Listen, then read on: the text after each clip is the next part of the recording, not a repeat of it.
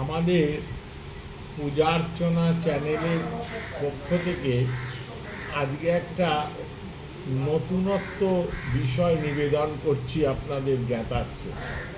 এই বিষয়টা প্রায় 100-র ভেতর 95 জন ব্রাহ্মণ, পুরোহিত, সাধারণ মানুষ জানেন না।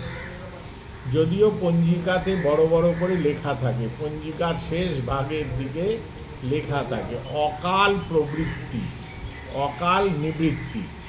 এই অকাল ব্যাপারটা কি, অকাল কি করে হয় এবং অকালে কি কি তার সিগনিফিকেন্ট এবং কি কি তার কর্মফল এবং সেই সময় কর্তব্য করণীয় কি কি, তার বন্ধ থাকবে কি কি, রেজিস্ট্যান্স কিসের ওপর থাকবে, এই বিষয়ে আমরা সংক্ষিপ্তভাবে কিন্তু অত্যন্ত গভীর বিষয়ে আলোকপাত করছি। প্রথম হচ্ছে আমাদের যে নবগ্রহ আছে, সেই 9টা গ্রহের ভেতর সব থেকে উল্লেখযোগ্য গ্রহের নাম হচ্ছে শুক্র গ্রহ। এই শুক্র গ্রহকে বলা হয় লাবণ্যময়, উজ্জ্বল, কল্যাণজনক, মঙ্গলপ্রদ। শুক্র গ্রহকে শাস্ত্রে বর্ণনা করা হয়েছে, জ্যোতিষশাস্ত্রও বলা হয়েছে, আমাদের স্মৃতিশাস্ত্রও বলা হয়েছে। ভেনাস এর ইংরেজি নাম, বাংলা নাম শুক্র। এই শুক্র গ্রহ সূর্যদেবকে কেন্দ্র করেই তো গ্রহমণ্ডল আবর্তিত হয়, মানে সৌরজগৎ যাকে বলা হয়। সূর্যকে কেন্দ্র করে গ্রহের অবস্থান নিরূপিত হয়, গ্রহ উদিত হয়, আবার অনেক সময় অনুদিত অবস্থায় চলে যায়, অস্তমিত অবস্থায় চলে যায়।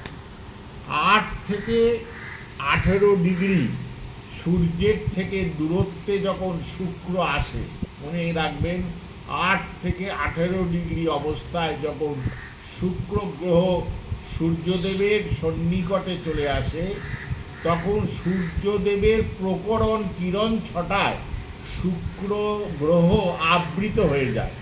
এই আবৃতিকরণ, শুক্রের এই আবৃতিকরণটাকে বলা হয় শুক্রাস্ত বা শুক্র গ্রহের অস্ত। এই শুক্র গ্রহের অস্ত যতক্ষণ থাকে ততক্ষণ অকাল প্রবৃত্ত হয়, এবং এই অকাল প্রবৃত্তির সময়ে কোনো রকম মাঙ্গলিক কর্ম, গৃহপ্রবেশাদি কর্ম, মন্দির প্রতিষ্ঠা কর্ম, দেবতা কর্ম, এমনকি কোনো দ্রব্যাদি, নূতন দ্রব্যাদি ক্রয় বিক্রয়, গৃহ ক্রয়, জমি ক্রয়, এই সমস্ত বন্ধ থাকে। এবং এই শুক্র গ্রহ ইনি যখন অস্তমিত যান, খুব কম সময়ের জন্য যান না, এনার অস্তমিত হওয়ার সময়টা অনেকটা ব্যাপক।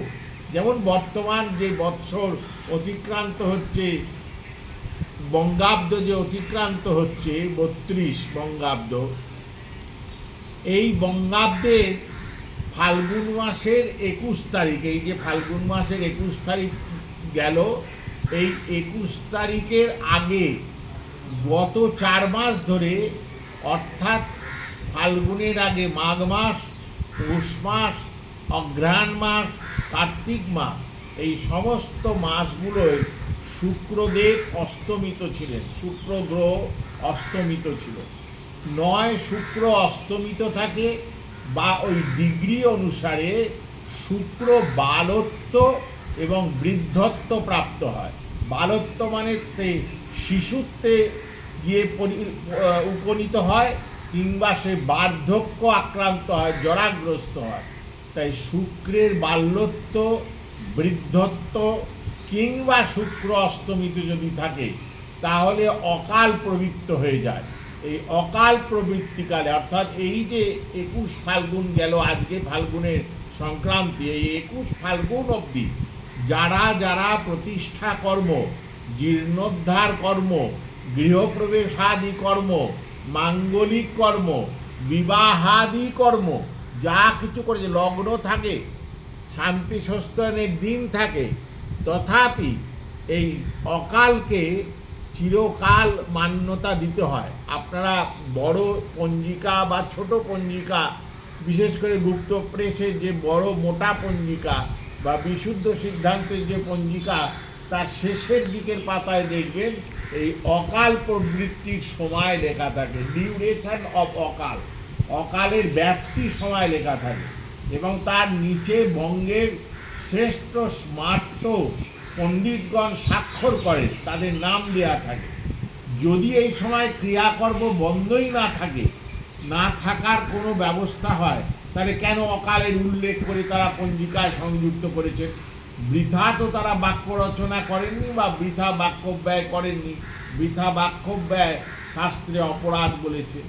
তাই এই শুক্রের অস্তগামিতা, শুক্রের বাল্যত্ব এবং বৃদ্ধত্ব সর্বদা শুভকর্ম মাঙ্গলিক কর্মে বর্জনীয়। যারা করেন না তারা অপরাধ করেন, যজমানকে জাহান্নামে পাঠিয়ে দেওয়ার ব্যবস্থা করেন সেই পুরোহিতগণ। এবার আসুন, দ্বিতীয় একটি গ্রহ হচ্ছে বৃহস্পতি বা গুরু, জুপিটার ইংরেজি যার নাম।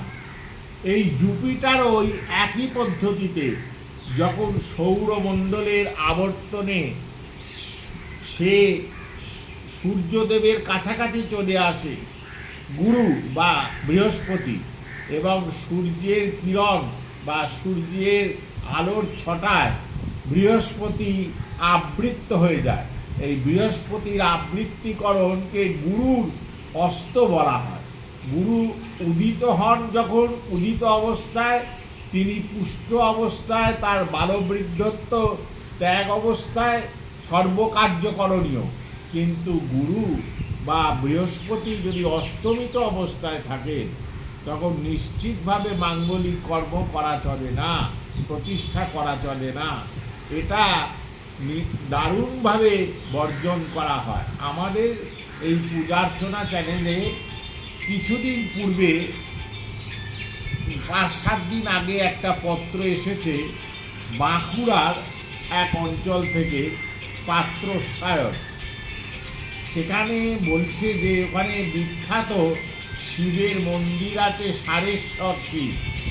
আমরাও নাম শুনেছি, দর্শন করেছি। সারেশ্বর শিব হতে পারে তার কোনো সেবায়িত আছে, কমিটি আছে, কিন্তু তিনি সারা বঙ্গদেশের পূজনীয় দেবতা।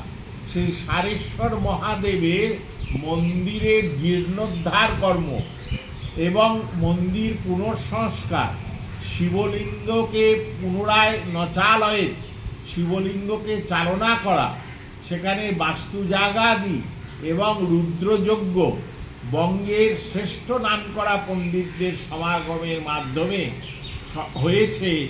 এই শ্রীরামকৃষ্ণদেবের যে জন্মতিথি ছিল ফাল্গুন শুক্লা দ্বিতীয়া, তৃতীয়া, প্রতিপদ, এই সব তিথিতে হয়েছে। সেখানে পশ্চিম দেশ থেকে, এই আপনার ঝাড়খণ্ড ইত্যাদি অঞ্চল থেকেও পণ্ডিতগণ এসেছিলেন। তারা বেদজ্ঞ, শাস্ত্রজ্ঞ বলে বাজারে পরিচিত। পত্রকার যিনি প্রেরক, তিনি লিখেছেন যে এটা কি যথার্থ হয়েছে? আমাদের উত্তর হয়েছে না, যথার্থ হয়নি। অকাল প্রবৃত্তি অবস্থায় তারা এই কর্ম করেছেন। তাদের এই কর্মফলে জাতির অকল্যাণ হবে, জাতি বিপথগামী হবে, অধোগামী হবে, এবং মানবের যথেষ্ট মাত্রায় উদ্বেগ প্রাপ্তি হবে, যা আপনারা সঙ্গে সঙ্গেই ফল বুঝতে পারছেন। উদ্বেগের তো আমাদের শেষ নেই। এই হলো অকাল প্রবৃত্তির একটা সংক্ষিপ্ত আলোচনা পূজার্চনা চ্যানেল থেকে আপনাদের সামনে উপস্থিত করলাম। আবার সময় পেলে, ভিডিও বড় হয়ে যায় জানলে, করতে পারি না, আবার এটাকে তুলোধনা করে আরও আপনাদের কাছে বলব। জয় গুরু, জয় শ্রী সীতারাম।